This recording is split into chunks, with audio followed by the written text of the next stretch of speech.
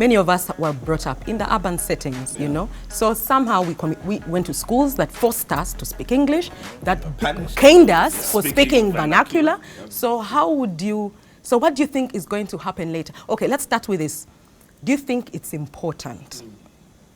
Do you think it's important? And if so, is it important for us to pass on, to teach our children these mother tongues? And if so, especially coming from this kind of setting where not all of us are conversant with it, but we shouldn't pass on the sins of our parents onto our children. Yeah. So we could be able to do better. So how do you think we can do that? And remember, the monitor had said something about an app which a dad in the diaspora has developed to teach his children. So that is his way. What did you think about that? Well, for starters, before we even go technological, this is an uphill task we should take it up as our daily do as parents.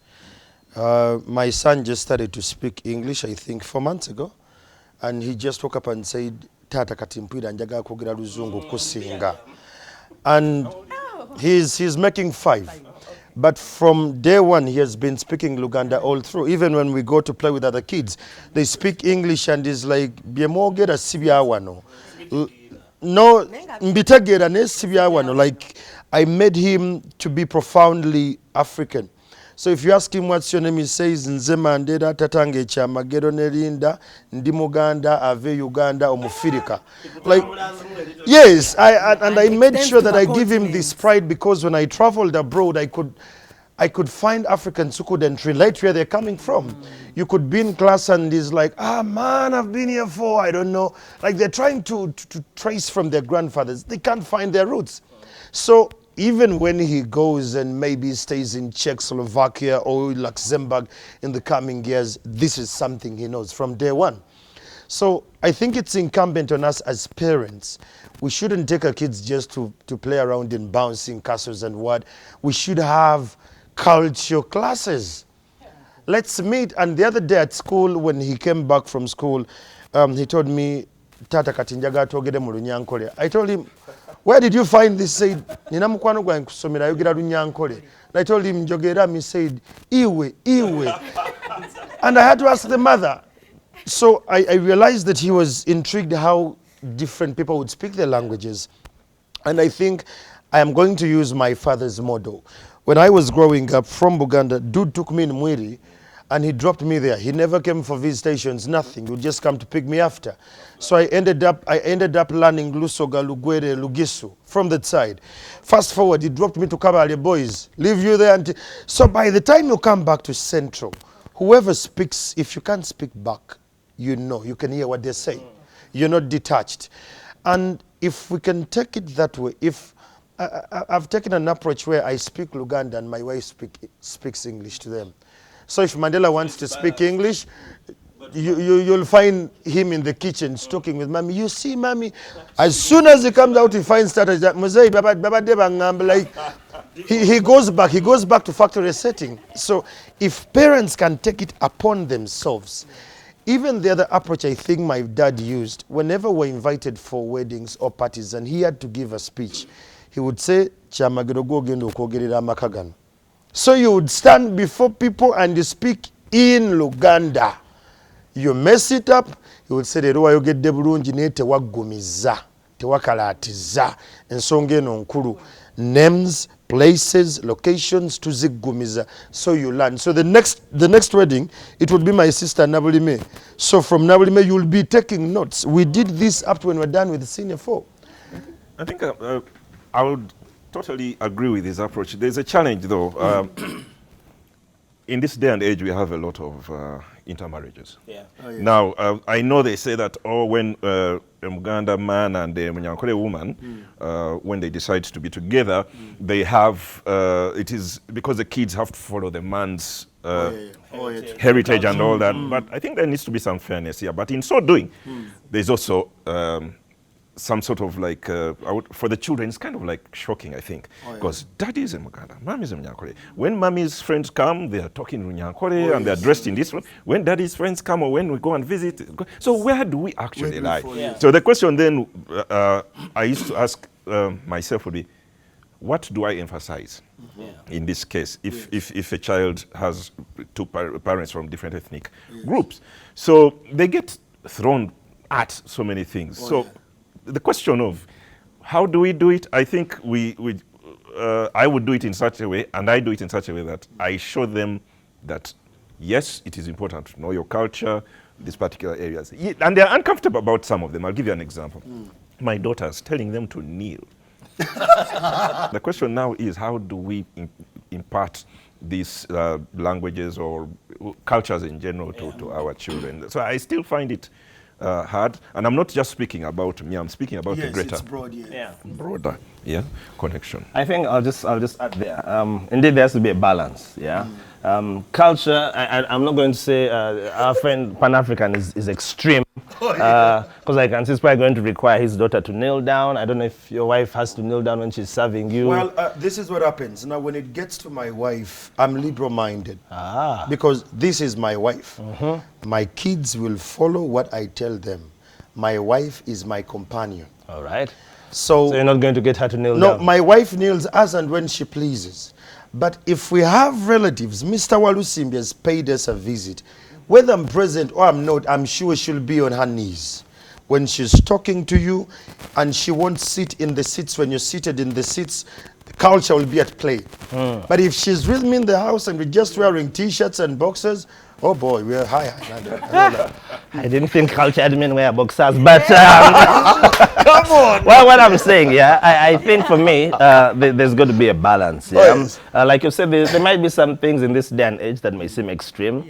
So what's the balance for you to raise your kids in their culture, know who they are, know their heritage, enough to have identity and not get lost, when the time comes, but still have a balance to be able to interact then across the board with all other cultures, And maybe the step higher that then we've taken it, my wife and I, is the kids know we are the Habasa family. Nice. As the Habasa, because what is culture? Culture is a set of norms that you've agreed on and principles to, do life, all right? So we're the Habasa family. We don't do that, Okay. On the fridge is a list of do's and don'ts, and we're raising our kids like that. They know, do the Habasas do this? No. Do they do that?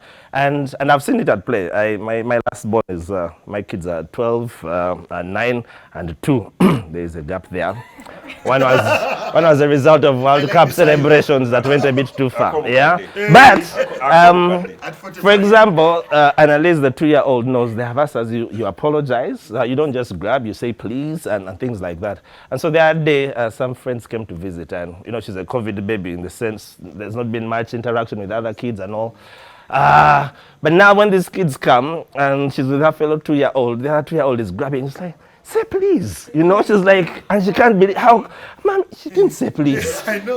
And then I think they even hit her, she didn't even say sorry.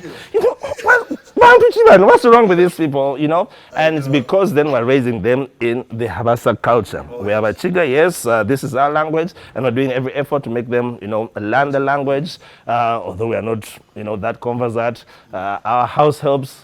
0 English. So communication, we're sorting it out, and you're able to, but at the end of the day, I'm not necessarily going to require them, the Bachiga don't really kneel or to be extreme in that sense. Okay. So there's something that I learned about, so teaching children languages. I've learned, so us where we came from, I'm Uganda as well, we learned language through, like they'll speak to you and you'd have to speak back, and then they wouldn't respond if you spoke in English or things like that. And then also traditional schools and settings, you kind of find yourselves now, because I went to an all-girls school that was predominantly about Uganda. So we were not punished for speaking vernacular. So we learned the language then. But something I learned, you can make it more fun and be able to teach children through song. I'll give you an example, and I can start from really young ones. when your child starts walking, at least as Baganda, there's that song moms always, even of Tengere Mwana immediate when that child, and you see that, you know, it's that sense of what's happening, there's excitement, you put Tengere Mwana immediate. Do you know, in just that, the child understands Tengere is to praise, Omwana is a child. When they're saying Omwana, they are referring to me, baby, and immediate is to stand. They will never forget it. And you'll say, you've already taught a child who cannot speak a sentence. I'll go back through music. I'll go, my son's 11. My son likes this song. Mana Javeri, Ariana Kachumbari. My son, he's also struggling. I come from a cross-cultural home. His father is a Mufumbi as well. So we try, yeah. So he likes, and they are very great people. Tabafumbira, oh wow, the great people. So he likes that song. Please. So that song goes, Ariana Kachumbari. Then he'll ask me always, and because he loves the song, so he asks me, what kachumbari? Okay, so that one, of course, you'll tell him, that's tomatoes and onions are mixed. That one he knows. Then he says, then when you ask, then he'll ask me, Aria, so he'll know that's to eat. Then he'll say, Ariana Kachumba. Then he says, Javanyirira wati. So kunyirira is what? To look nice. Wati is like that. So through song, like he keeps asking me, what are they saying? Tana abaluzi. He doesn't bathe from the well. So what is Luzi, the well? Tanaba is to bathe. So this is like big up to our local artists these days. They have really nice jams. So if you can get your children interested in these songs, of course the good ones, not the other ones. Or go on there. And then you can engage them in that sense. So there's something that Ronnie said before, that we are now getting onto a universal platform. And we're kind of like, I've also had this feeling that now we're unifying, and at the very bare minimum, what we should all understand about the unifying factor should be humanity. At the end of the day, we're human beings, right? And then we all need to communicate. And then it's going to be difficult. So fine, I know my language, but don't you think children will always be saying, but at the end of the day, me, I want to go to Princeton and Harvard. Where am I going to speak Luganda anyway? And then maybe dismiss. So is there a way that we can try to convince our children that, okay, fine, you might be going places later, but it doesn't remove from you to learn this? I come from the school of thought of the 5 C's. That is collective, corroborative, critical thinking, and creative thinking in the next generation, especially when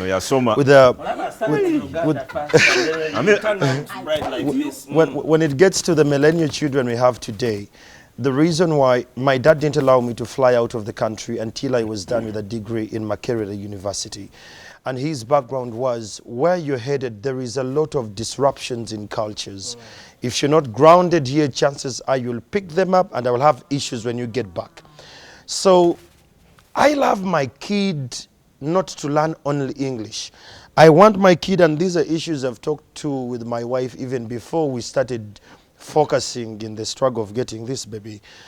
I want my kids to know languages from the Eastern Bloc, the Balkans, because it's unique. You rarely find someone in Kampala speaking Czech, speaking Russian, speaking, you know, that kind of language. But what languages and cultures do, even in the wake of someone going into the diaspora, he's not left in a void.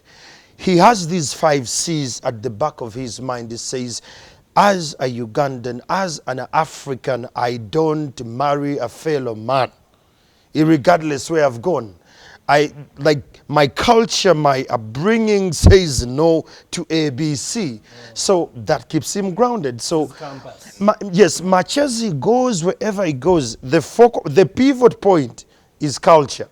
So he will go around and will say, but the pivot says, hey, this is it. So if we are teaching them the culture and the languages, this is a fallback position when everything fails, when all other languages fail. I know very many people, when they try to communicate in English and things fail, they'll just say, yeah, mfachi. And, you know, they have a fallback. Yes, mulfood. So if they travel around the world with all that is going on in today's dispensation, culture will always be the ground where someone will fall and say, you know, in my culture, we don't believe in this, and I'm going to respect it. You believe in it, I'll respect your opinion, but I won't do it. So the only way I can make sure that my sons and daughters are safe in the Balkans is when they have the culture grounded into them. As a woman, you don't raise your voice. You don't become extremely arrogant. You can become assertive politely. Sijja kusobola naye nandyagadde. There's a challenge there because our children are exposed to the other cultures, okay, on TV, through songs, through movies, everything. And you've seen on the movies and series of recent, there's a lot of certain things that they're pushing. Is it called every series? I hope I'm saying it the right way. Every series, there's a bit of this. And I'm like, come on. This one was a good one, but now they've thrown in that cabit. You watch Supergirl with the kids and Supergirl has it, what? The Supergirl's cousin has it. Okay, so it gets really challenging to see how best to inculcate our cultures, because really this whole digital era has taken over. Now, the question is, how do what role do I play? I've even studied the Japanese culture. Why is it that the Japanese, amidst all this, they are still Japanese in everything? When the women are serving, they walk, they have this hair which has certain needles, and they're like this, but... Wallace, from the word go, a Japanese girl is raised as a geisha, standard in every home. And a Japanese boy is raised as a samurai. Your job is to defend the emperor and your home. The wife's job is to look beautiful and serve with harmony and happiness. Standard. And you know, they serve and you're serving men. Men, not women. So that keeps them grounded. It's their culture. So perhaps it's something we can learn from them. Oh, yes. I think for me, you know, even as you give the Japanese example, I can hear women in the background saying, serving men, not women, and things like that, you know. I think to answer your question, for me, at the end of the day, culture is absolutely important. Yeah, you need to define what culture is then, you know. If you're going to take it the deep Uganda culture and all of that, or like I gave you the example of the culture of the Habasa family, this is who we are. Culture is, it's your grounding, it's your locus, so your reference point. Every time you're wondering, what do the Habasas do in a situation like this, you know? My kids got a prize from their head teacher that time. It was, I think, a party or something, and kids were fighting for food. And they first stood aside line and said, what's happening here? And the teacher said, yeah, the Habasas don't, you know, yeah, we shall get or we might not get, but we are not going to, you know.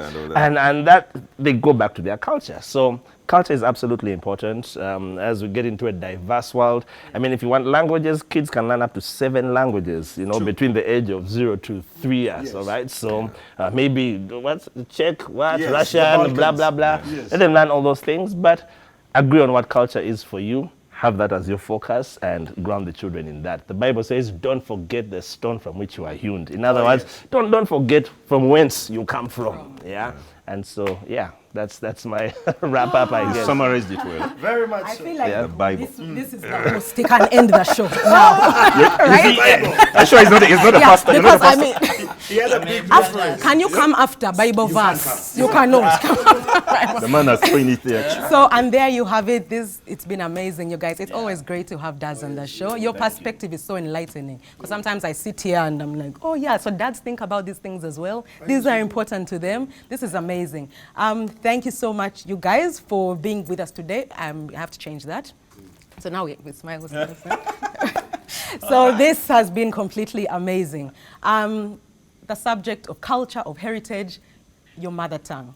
Teach your children your mother tongue. Let your children know where they come from. And in the event that maybe you cannot pass it on, find a way to instill some of these things. I mean, we are the Habasa family. We don't do that. That's your culture in your home, what their do's and their don'ts, and keep them grounded in that way. So that when they leave home even, they don't depart from those ways, Bible verse, yeah?